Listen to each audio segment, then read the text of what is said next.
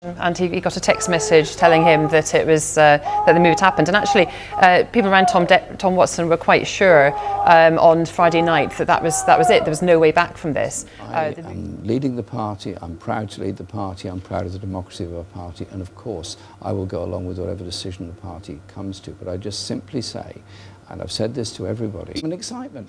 You should enjoy it. If he brings back a deal, shouldn't Labour Don't you think back it's a that bit to avoid odd no deal? that he became Prime Minister in July and said this was a very important and urgent issue, and here we are at the end of September, he still hasn't made a proposal. This is a very strange problem. I don't know. Those are questions for him. The question for you is for him. Should Labour MPs back a deal is the simple question. Absolutely depends what the deal is. So they might...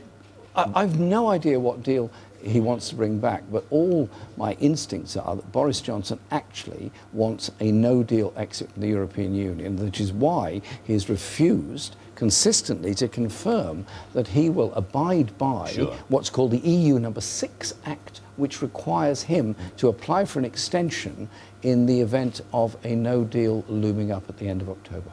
This is a very, very difficult question for Labour MPs, which way to go. Would you allow them a free vote? I would hope we could vote together as a party on this, and that is what I've tried to do all the way through. And indeed, when we put through the special law, the one I just referred to, we got 95% of Labour MPs supported it. And I tell you what, the party does want to come together, does want a general election, and does want to be able to defeat austerity and start changing the lives of people in this country. Has your team lost faith in you, Mr. Corbyn?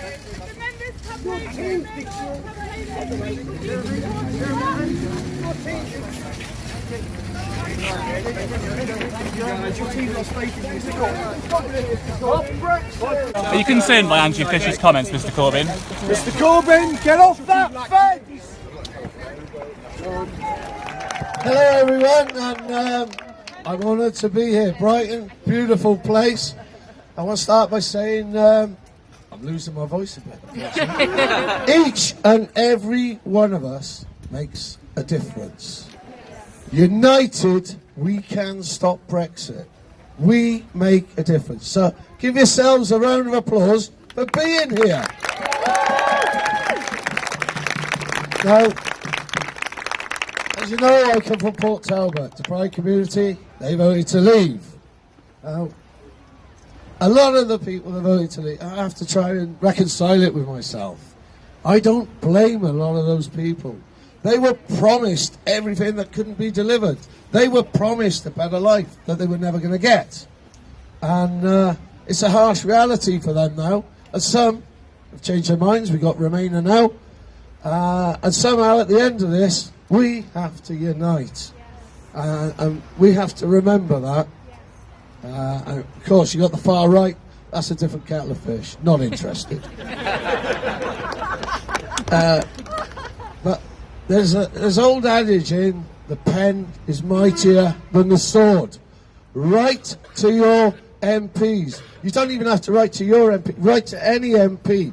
They need to get hundreds of letters. They need to know how you feel.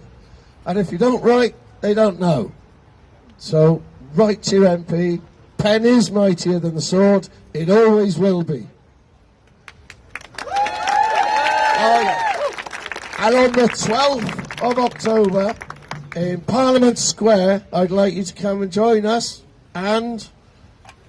For your rights. We have a rally to defend our rights, because this is about our rights, not just about the economy. So come defend the rights of EU citizens and Brits in Europe, but your own EU citizen rights too, on the 12th of October.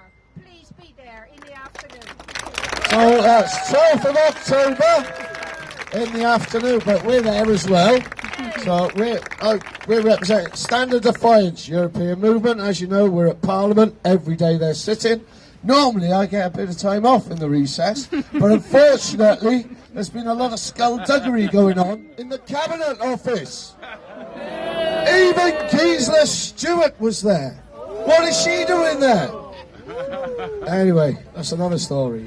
So you've got Rees-Mogg, you've got Dominic Cummings. Absolutely. So when I confronted him, he said, "We're taking back control, matey." And I said, "What? Giving it to unelected bureaucrats like you? You should be investigated." And I'm going to end with, I want you all to join me now. We're going to look to the Labour conference and we're going to have a little shout. So after 3, join me in the biggest stop Brexit you've ever done. Ready? 1, 2, 3.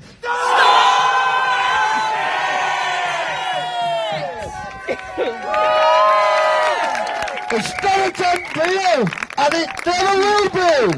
Thank you very much.